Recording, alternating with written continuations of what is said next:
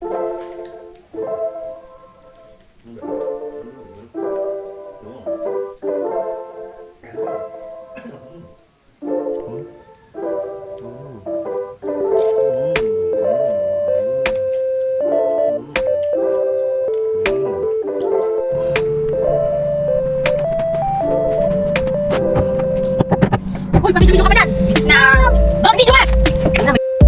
day mga ka-Master G. Today is another day. Tara, samahan nyo kami bumili ng mga Korean foods dito sa Jojang.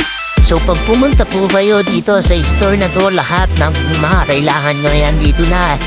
Mamimili na lang kayo lahat ng ingredients, mga Korean food or ano man balak nyong bili na yan dito na. Spices, yan, yung mga yan.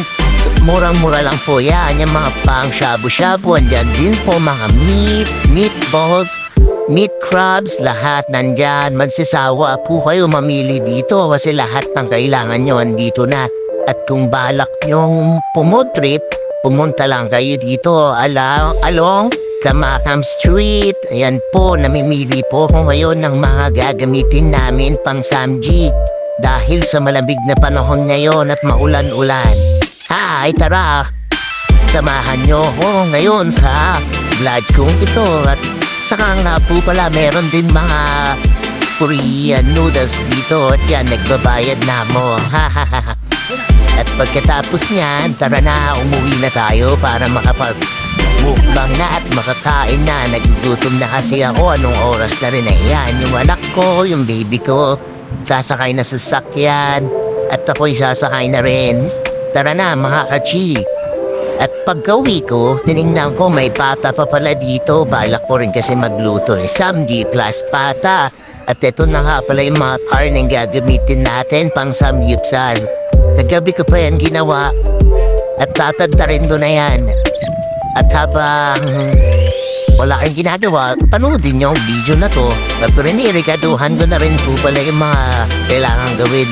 At ito, pre-prepare na namin yung mga kailangan sa Samji. Nagluluto na rin kami at itong shabu-shabu. Mukbahan na naman to dahil linggo. Tara, kumain tayo ng todo. Huwag nyo munang isipin yung mga diet na yan. At yan na po, tapos ko ng pakuluan yung crispy pata. Ilalagay ko muna siya sa ref for 30 minutes para hindi siya pumutok-putok mamaya.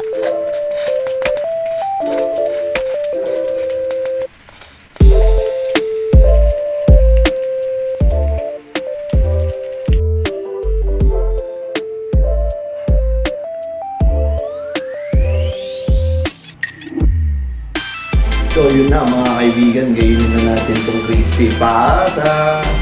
Crispy pata tayo.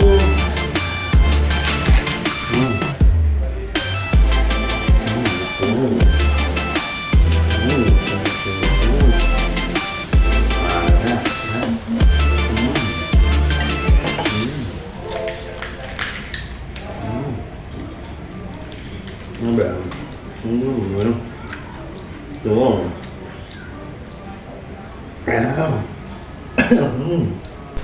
Nó như anh.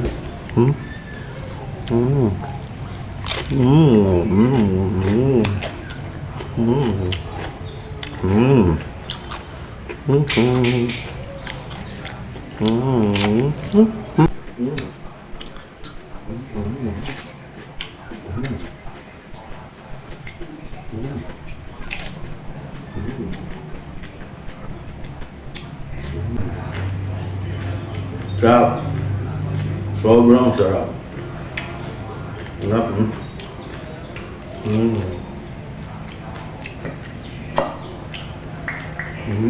Gusto.